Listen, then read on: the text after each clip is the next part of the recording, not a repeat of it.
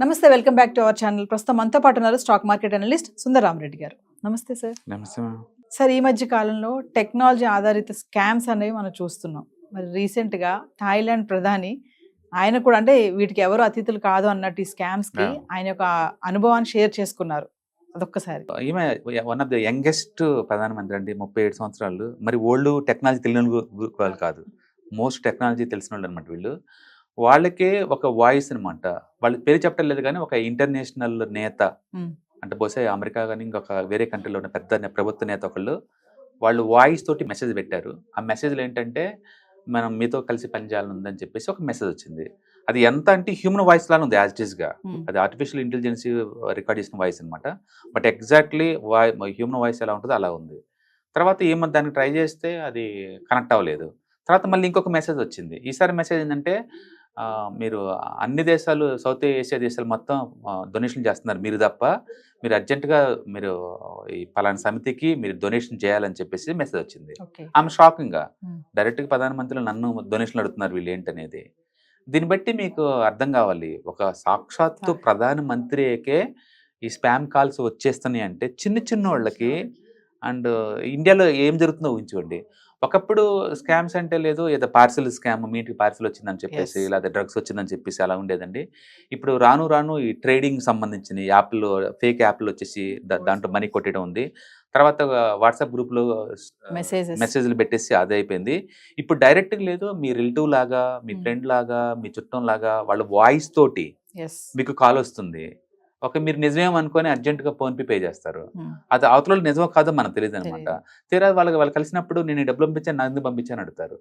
అంటే రాను రాను ఈ టైప్ నేరాలు చాలా ఎక్కువ అవుతున్నాయి. రాను రాను బయటకు వచ్చి చాలా తక్కువ, లోపల చాలా ఎక్కువ ఉంటుంది అనమాట. గవర్నమెంట్ కనుక సైబర్ సెక్యూరిటీ కొంచెం టైట్ చేసేసి ఇలాంటి నేరాలకి ఒక 5 ఏళ్ళు 10 ఏళ్ళు జైలు శిక్ష లేదా ఊరి శిక్ష లాంటివి పెడితే తప్ప ఇలాంటి టూ మచ్గా ఎక్కువ అవుతాయండి.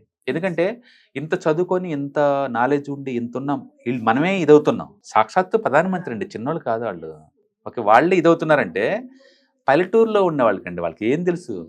వాళ్ళ చెల్లి రూపంలో అక్కల్లో ఫోన్ చేసి మాట్లాడుతున్నారేమో నిజమే అనుకుంటారు వాళ్ళు. ఇలా రేపు అన్ని ఫోన్ పేలు, గూగుల్ పేలు వచ్చిన తర్వాత ఏముంది, పోయి రెడీగా ఉంటే బటన్, అయ్యో చెల్లి ఇబ్బందులు ఉందని చెప్పేసి ఇలా నొక్కేస్తారు. ఆ డబ్బులు వెళ్ళిపోతుంది, తిరిగి రావు ఇంకా. అందుకని ఇలాంటి ఆర్థిక నేరాలకి జైలు శిక్ష మినిమం ఒక 5 ఏళ్ళు 10 ఏళ్ళు ఇలా పెడితే తప్ప ఈ నేరాలు అడ్డుకోండి. అన్ఫార్చునేట్లీ ఈ పొలిటికల్ లీడర్లు అందరూ మెజారిటీ వాళ్ళకి ఈ టెక్నాలజీ గురించి, వీటి గురించి అసలు ఐడియా లేదు. ఉన్నా పట్టించుకోరు పెద్దగా. మామూలుగా ఆర్థిక నేరాలే పెద్ద పట్టించుకోరు. ఈ టైప్ చాలా లైట్ తీసుకుంటున్నారు వాళ్ళు. సీరియస్ అంటే పోలీస్ స్టేషన్కి వెళ్తే కొన్ని వందల కేసులు ఉన్నాయి, ఇలాంటి కొన్ని వందల కేసులు ఉన్నాయి అనమాట ఇవన్నీ. ఓకే, పైగా వాళ్ళు వీడియో కాల్ చేసి మరీ బెదిరిస్తున్నారు అవతల వాళ్ళు. పోలీస్ స్టేషన్లో ఉండి మీరు ఫ్రాడ్ చేశారు, పట్టుకుంటాం మిమ్మల్ని ఇలా చెప్పేసి.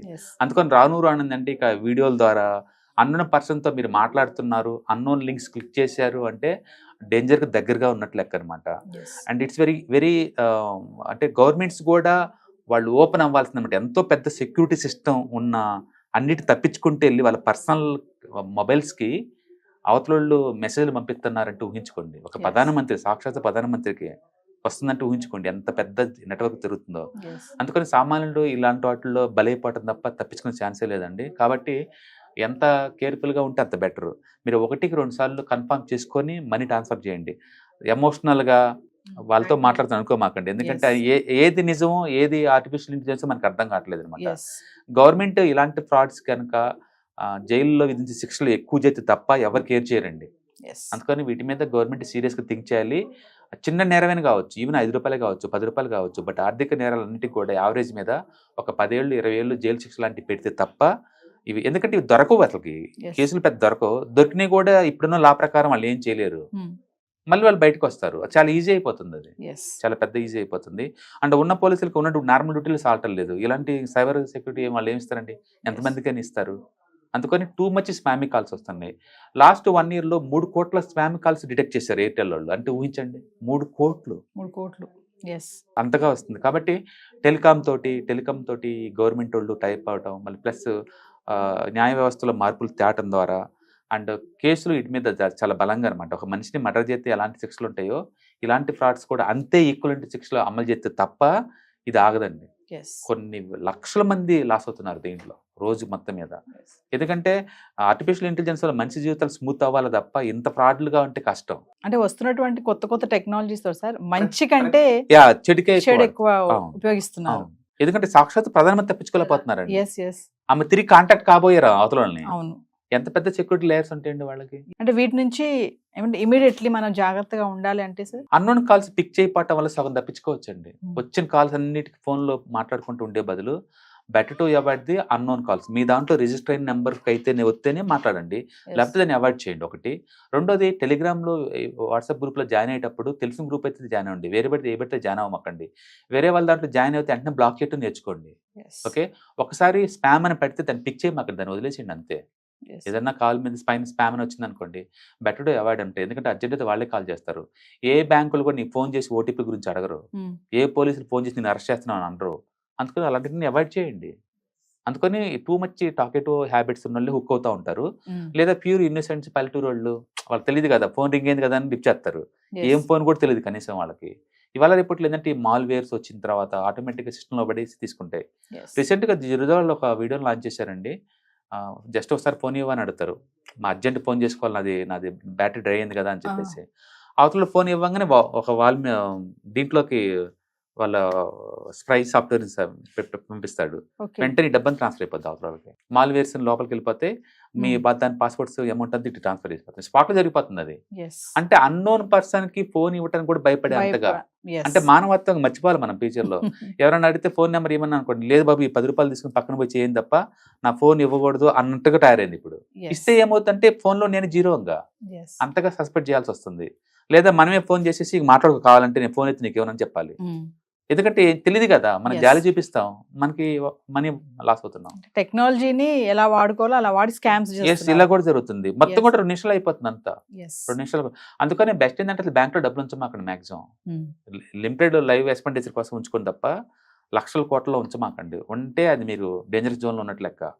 అంటే డేటా కూడా టూ మనీ కాల్స్ వస్తున్నాయి. ఈ మధ్యకాలంలో మనం చూస్తే టూ మనీ కాల్స్ అనమాట. అవి సో మనీ కాల్స్ వస్తున్నాయి. అంటే స్పామ్ అని పెడితే పిక్ చేయకపోవటం, ఏ లింక్ పెడితే ఆ లింక్ క్లిక్ చేయడం, సోషల్ మీడియాలో అన్నోన్ పర్సన్స్ ఎవరైనా వచ్చినా మాట్లాడకుండా ఉంటాం. వీటన్నిటి ద్వారా కొంతవరకు తగ్గించుకోవచ్చు. కొంతవరకు. Thank you sir. Yeah hi. మొట్టమొదటిసారిగా మన విజయవాడలో క్లాస్ రూమ్ ట్రైనింగ్ అండి, 1 డే క్లాస్ రూమ్ ఎన్విరాన్మెంట్లో ఆఫ్లైన్ వెబినార్ జరగబోతుంది. అంటే ఇంట్రెస్ట్ ఉన్న పార్టిసిపెంట్స్ ఈ కింద స్కూల్లో అవుతున్న నెంబర్కి రింగ్ చేసుకొని సీట్ బుక్ చేసుకోండి. దీంట్లో ETFs, index funds and mutual funds మీద completely and hand folding experience మీకు ప్రొవైడ్ చేయబడుతుంది. దీని ద్వారా ఏంటంటే మనం ఎసెట్స్ని స్టాక్ మార్కెట్లో ఎలా మేనేజ్ చేసుకోవాలి, ఎలా గ్రో చేసుకోవాలి, ఎలా ప్రొడక్ట్ చేసుకోవాలో అంటే ప్రాక్టికల్గా నేర్చుకుంటారు. అండ్ మీ ఇప్పటి వరకు మనం ఆన్లైన్లోనే మీరు అటెండ్ అవుతున్నారు. ఇక నుంచి మీరు మన విజయవాడ సిటీలోనే అండ్ లైవ్లో క్లాస్ రూమ్ ఎన్విరాన్మెంట్లో నేర్చుకునే ఛాన్స్ దొరుకుతుంది. కాబట్టి ఇంట్రెస్ట్ ఉన్న పార్టిసిపెంట్స్ కింద స్క్రోల్ అవుతున్న నెంబర్కి పింగ్ చేసి సీటు రిజర్వ్ చేసుకోండి. Thank you.